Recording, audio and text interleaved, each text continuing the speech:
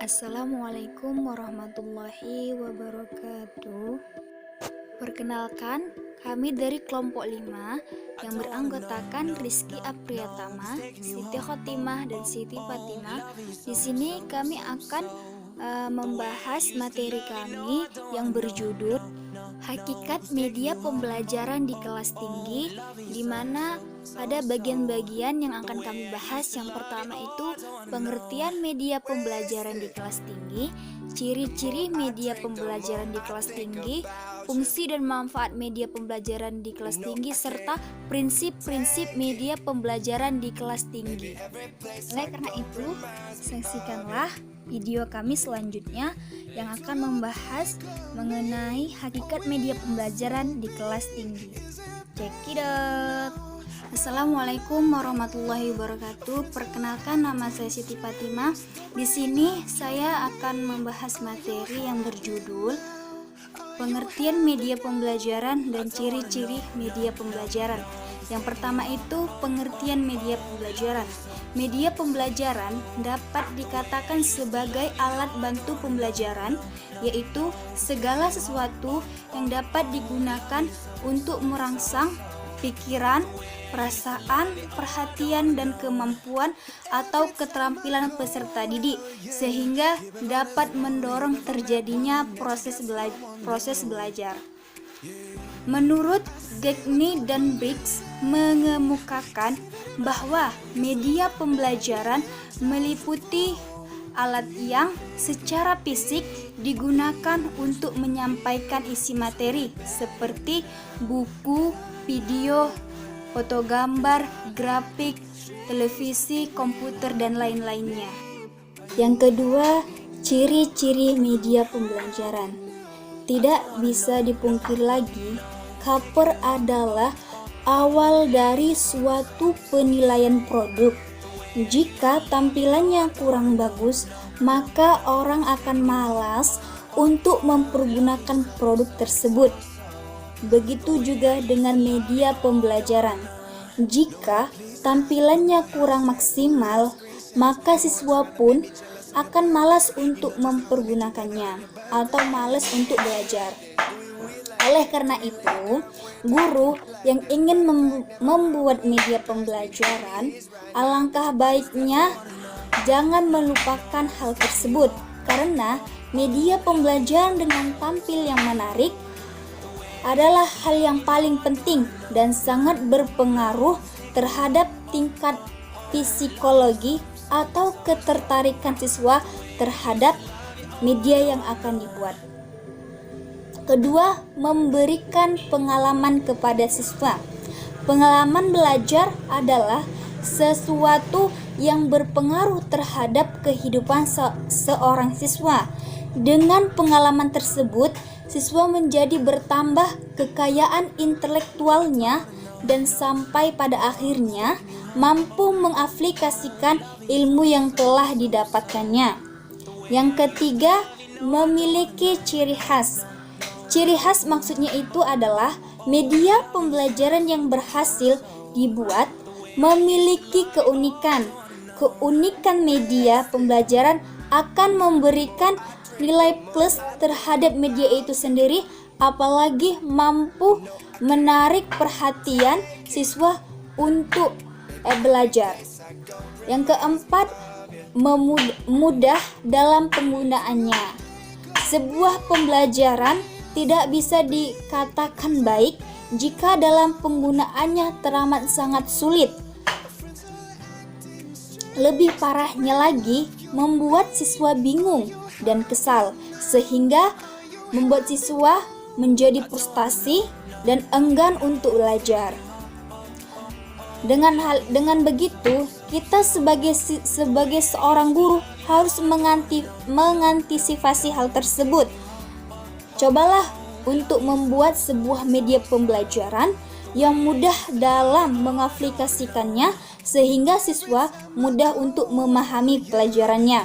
Yang kelima, hasil belajar meningkat. Inilah yang dikatakan inti dari pembuatan media pembelajaran, yaitu meningkatkan prestasi belajar siswa. Sehebat apapun sebuah media pembelajaran, jika tidak mampu meningkatkan prestasi belajar siswa, itu sama saja bohong.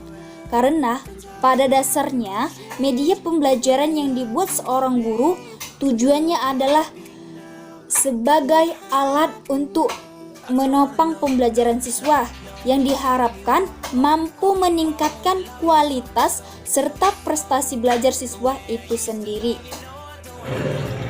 Fungsi media pembelajaran diantaranya sebagai berikut. 1. Fungsi atensi, yaitu media dapat menarik dan mengarahkan perhatian siswa untuk berkonsentrasi pada isi pembelajaran yang berkaitan dengan makna yang dipelajari.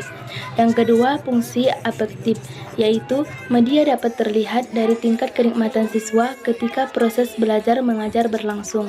Yang ketiga, fungsi kognitif, yaitu media dapat mengungkapkan bahwa lambang visual atau gambar dapat memperlancar pencapaian tujuan untuk memahami dan mengingat pesan yang terkandung dalam gambar. Yang keempat, fungsi kompensatoris, yaitu media pembelajaran terlihat dari hasil penelitian konteks untuk memahami teks, membantu siswa yang lemah dalam membaca. Yang kelima, fungsi psikomotoris, yaitu untuk menggerakkan siswa melakukan suatu kegiatan, terutama yang berkaitan dengan hafalan-hafalan. Yang keenam, fungsi evaluasi, yaitu agar segala kegiatan belajar mengajar yang telah dilaksanakan dapat dilakukan penilaian kemampuan siswa dalam merespon pembelajaran. Manfaat media pembelajaran diantaranya sebagai berikut. 1. Penyampaian materi pembelajaran dapat diseragamkan. Maksudnya, dengan bantuan media pembelajaran, penafsiran yang berbeda antara guru dapat dihindari dan dapat mengurangi terjadinya kesenjangan informasi di antara siswa dimanapun berada. Yang kedua, proses pembelajaran menjadi lebih jelas dan menarik. Media dapat menampilkan informasi melalui suara, gambar, gerakan, dan warna, baik secara alami maupun manipulasi, sehingga membantu guru untuk menciptakan suasana belajar menjadi lebih nyata, tidak membosankan dan tidak monoton. Yang ketiga, proses pembelajaran menjadi lebih interaktif. Dengan media akan terjadinya komunikasi dua arah secara aktif, sedangkan tanpa media guru cenderung bicara satu arah. Yang keempat, efisiensi dalam waktu dan tenaga. Dengan media, tujuan belajar akan lebih mudah tercapai secara maksimal dengan waktu dan tenaga seminimal mungkin. Guru tidak harus menjelaskan materi ajaran secara berulang-ulang, sebab dengan sekali sajian menggunakan media, siswa akan lebih mudah memahami pembelajaran. Yang kelima, meningkatkan kualitas hasil belajar. Media pembelajaran dapat membantu siswa menyerap materi belajar secara utuh dan lebih mendalam. Yang keenam, media memungkinkan proses belajar dapat dilakukan di mana saja dan kapan saja. Maksudnya, media pembelajaran dapat dirancang sedemikian rupa sehingga siswa dapat melakukan kegiatan belajar dengan lebih leluasa dimanapun dan kapanpun tanpa tergantung seorang guru. Perlu kita sadari, waktu belajar di sekolah sangat terbatas dan waktu terbanyak justru berada di luar lingkungan sekolah. Yang ketujuh, media dapat menumbuhkan sikap positif siswa terhadap materi dan proses pembelajaran. Proses pembelajaran menjadi lebih menarik sehingga mendorong siswa untuk mencintai ilmu pengetahuan dan gemar mencari sumber-sumber ilmu pengetahuan. Yang kedelapan, mengubah peran guru ke arah yang lebih positif dan produktif. Guru dapat berbagi peran dengan media sehingga banyak memiliki waktu untuk memberi perhatian pada aspek-aspek edukatif. Assalamualaikum warahmatullahi wabarakatuh. Di sini saya akan menjelaskan tentang prinsip-prinsip media pembelajaran. Pertama, tidak ada suatu media yang terbaik untuk mencapai semua tujuan pembelajaran. Dua, penggunaan media harus didasarkan pada tujuan yang hendak dicapai. Dengan demikian, pemanfaatan media pembelajaran harus menjadi bagian integral dari penyajian pelajaran. Tiga, penggunaan media harus mempertimbangkan kecocokan ciri media dengan karakteristik materi pelajaran yang disajikan. 4. Penggunaan media harus disesuaikan dengan bentuk kegiatan belajar yang akan dilaksanakan,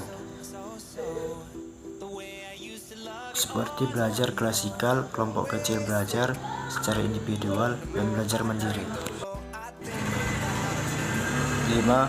Guru hendaknya kenal betul dengan alat yang akan digunakan. Penggunaan media harus disertai persiapan yang cukup seperti memperview media yang akan dipakai, mempersiapkan peralatan yang dibutuhkan. 6. Penggunaan media harus diusahakan agar senantiasa melibatkan partisipasi aktif peserta. 7. Media yang digunakan hendaknya dipilih secara objektif, tidak didasarkan atas kesenangan pribadi. 8. Aneka ragam media. 9. Kepraktisan dan ketersediaan media. Terima kasih. Hanya ini saja yang dapat kami sampaikan mengenai hakikat media pembelajaran di kelas tinggi. Mohon maaf apabila ada kekurangan dan kekhilafan dalam berkata, dan kami akhiri. Assalamualaikum warahmatullahi wabarakatuh.